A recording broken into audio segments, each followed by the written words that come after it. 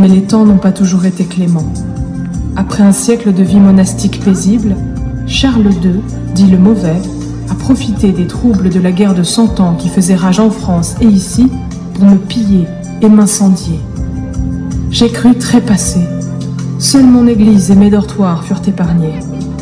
400 ans plus tard, la Révolution me fit à nouveau craindre de disparaître.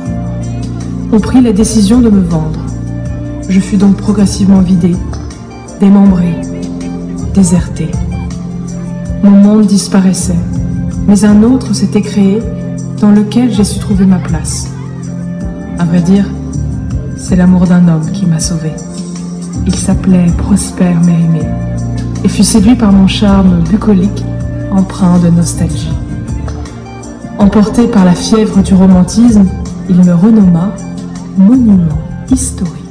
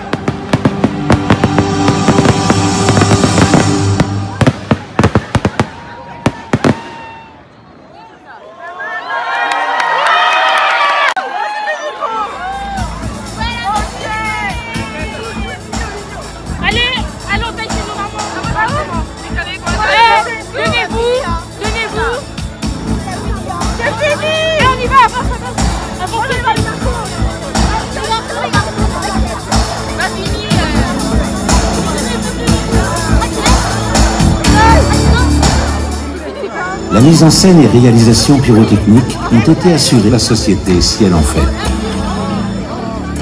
Un grand merci aux services municipaux ainsi qu'aux services de sécurité pour leur assistance.